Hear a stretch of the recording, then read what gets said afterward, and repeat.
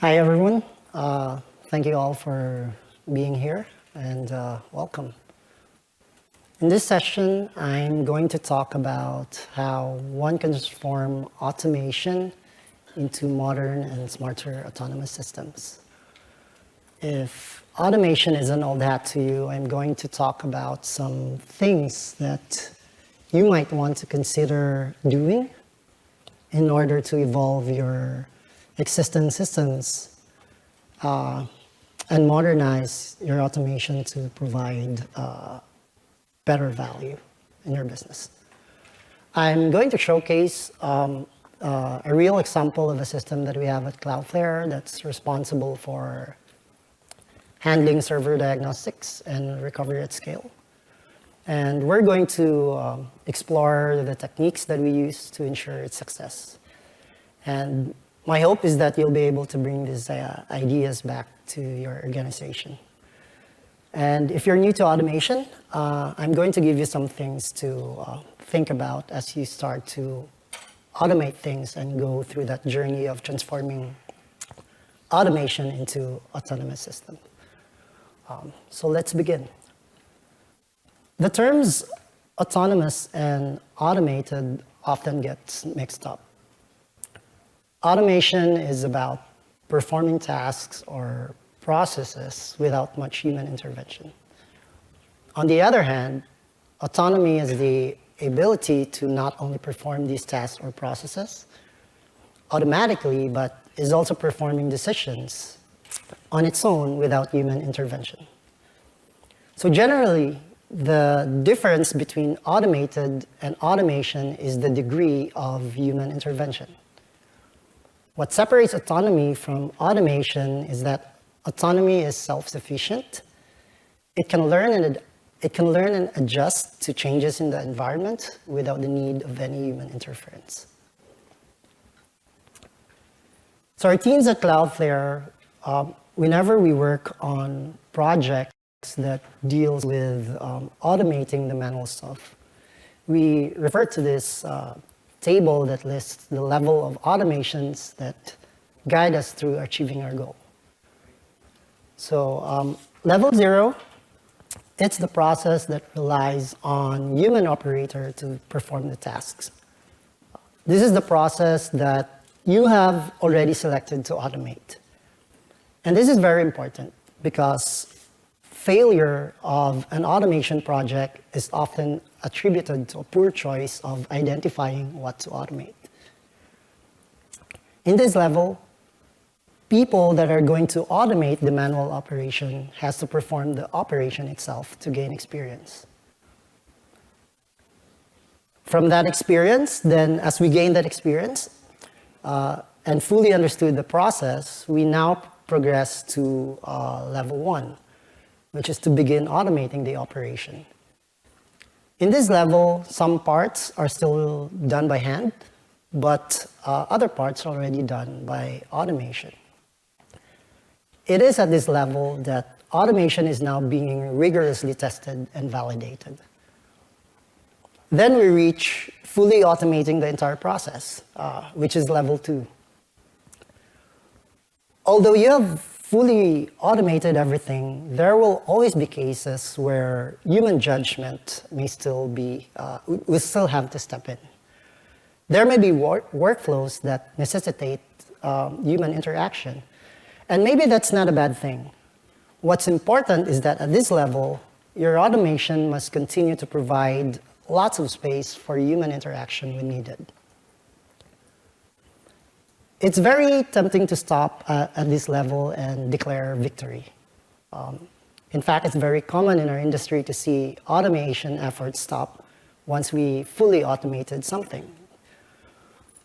For us, at least on the team that I am in infrastructure engineering, we never stop finding opportunities where we can still be able to improve our systems and evolve the inefficient processes.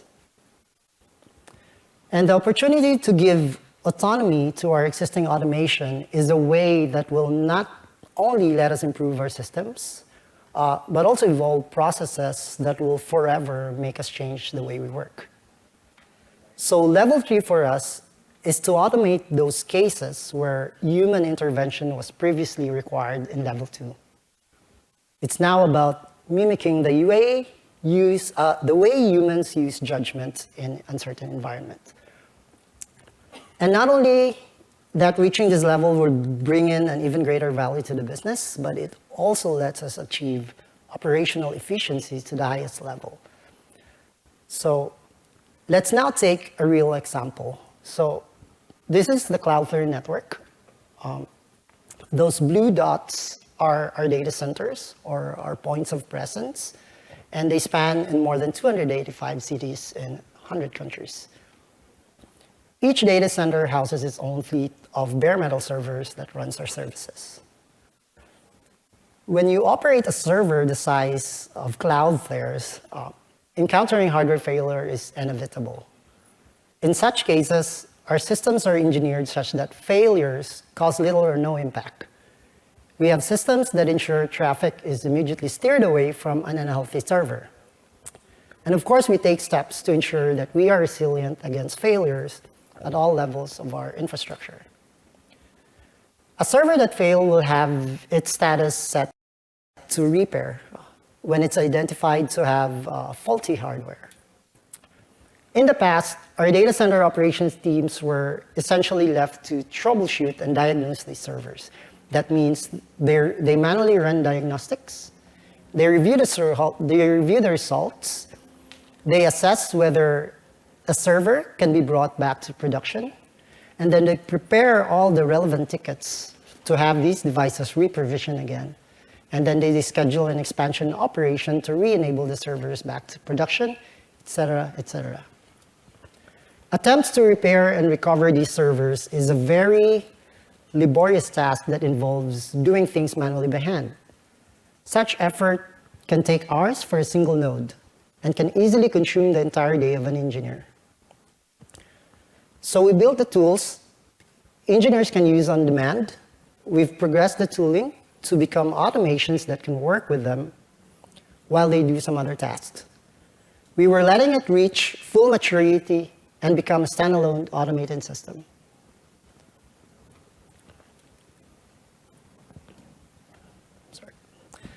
Then, the birth of Phoenix. So internally, we have this project called Phoenix that autonomously handles the server diagnostics and recovery at scale for us. So how the system works is that on regular intervals, it discovers servers across our entire data centers that are in repair state. Discovered servers then goes through this diagnostic process where each servers are instructed to boot a custom Linux image where several hardware tests are then executed inside the device. Test results are then evaluated, and when those server results that returns OK goes through the recovery process. The recovery process is the phase where servers are being re-provisioned again and ultimately re-enabled back to production. And those servers that fail will remain in repair state, locked, and will go through the RMA process. So the RMA process is a decoupled process from Phoenix, where physical repair is being executed by our data center technicians. Once a device has been fully repaired, it gets unlocked, and it will eventually be discovered again by Phoenix. So you can see that the cycle of as represented here by the diagram. Looking at this diagram, one might say that it's a very straightforward operation. But in reality, the recovery operation is actually quite complex because it involves executing certain operations that other UPen operators or even automations also run. Some of these may potentially cause conflicts because of the competing operations that they run. Which is why, in the past, our data center engineers have to communicate with other engineers They coordinate operations that they execute across various engineering teams and network teams. People used to check if there are any ongoing maintenance in the data center, for example. In some cases, other teams may even interfere and not let these people execute the operations because of an ongoing incident, for example. Now, all this is to ensure that operations are being executed in the safest possible way, where there will be no customer impact, that is. So, as the team behind building this automation, we wanted also our automation system to have these human characteristics, to behave the same way our engineers did. So, but of course, in a much more efficient way. We want our automation to make appropriate decisions when certain unexpected situations occur, thereby totally not requiring any form of interventions. And how did we do that? In order for us to transform our automation into a fully autonomous one, we had to infuse some sort of intelligence.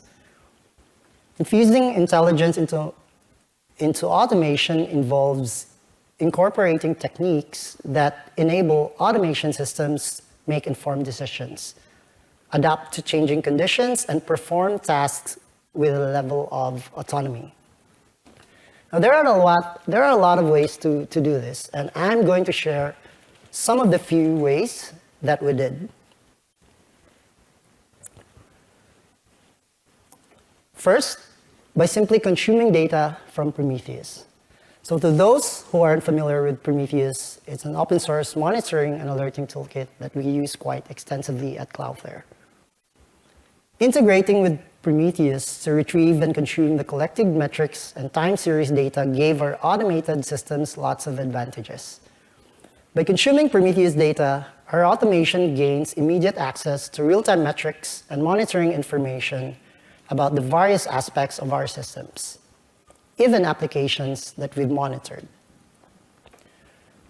Prometheus provides a powerful alerting and mechanism that can trigger alerts based on predefined rules and thresholds. By consuming Prometheus data, our automation system can see these alerts the same way how our SREs and engineering teams sees when they are being alerted on something. Leveraging historical metrics and trends to anticipate future behavior, our automation system can use this data to make informed decisions. Overall, consuming Prometheus data in our automation system enhances observability, facilitates proactive management, and enables intelligent decision-making based on real-time metrics and insights. It empowers our automation system to be more responsive, efficient, and highly effective in managing and optimizing complex systems and applications. In a complex and interconnected environment such as Cloudflare's, different automation systems may be responsible for specific tasks and processes. So we made sure that our automations are aware of the existence of other automated systems. So we may, and in what they could do, and in what ways they could potentially cause conflicts during competing operations, for example. So basically, this robot has to acknowledge that they're not the only robot performing a certain operation in a data center. They have to also interact, coordinate, and interoperate with other automated systems. Similar to how in the past, our engineers coordinated and communicated with their colleagues when performing certain tasks. So, what other systems can your automation consume from? So it depends on what's available to you. It could be software release system to find out if there are any releases, bad or good, that could potentially impact how your automation operates. Or maybe PagerDuty to find out if there are any ongoing incidents, and your automation can then defer actions. When automated systems are able to gather different sources, it's able to create a unified and comprehensive view of a situation. The system can then analyze this data to gain a deeper understanding of that situation. Basing from this contextual understanding and real-time monitoring, automation system can then deploy decision-making algorithms to make informed judgments or predictions. By consuming data from various systems, automation system can achieve situational awareness, allowing them to understand the context, monitor changes, make informed decisions, and respond effectively to evolving situations. This enabled USENIX to adapt to dynamic environments, optimize performance, and improve overall system operation.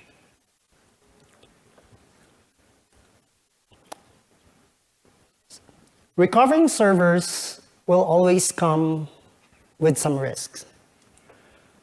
Our automation may not be able to guarantee servers from failing again once they are back in production.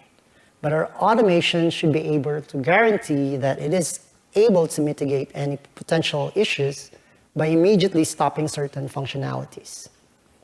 So we introduce error budgets in automation. To explain a little bit, the y-axis represents the error budget. So this is the number of recovered servers that failed and has to be moved back to repair state again. The x-axis represents the time unit allocated to that error budget. Our SREs geographically operate 24/7 in 3 different time zones, so we split this error budget evenly across the 3 time zones. USENIX can only then execute recoveries if the number of server failures is no more than 2 in this example, in each SRE shift. Additionally, the system will also have to compensate succeeding time buckets by deducting the error budget by any excess failures of a given time bucket. And when the error budget is exhausted prematurely, this means before the end of the time unit for which the error budget was granted, USENIX will immediately stop recoveries. And our team in infrastructure engineering will enact the error budget policy, which is, in this case, our team will conduct an investigation to understand the reason of that premature error budget exhaustion. And our team may not resume recoveries for extended period of time until confidently sure that the issue has been rectified. The error budget is fully replenished at the beginning of each time unit, so meaning budget resets every day. But in the end, it's also not just mitigating possible issues, because these server failures can actually trigger alerts and may potentially interrupt SREs. So we wanted to infuse empathy in our automations. After all, some of our team members were SREs too, so we know how it feels. And that's all for my talk today. Thank you for your time and attention.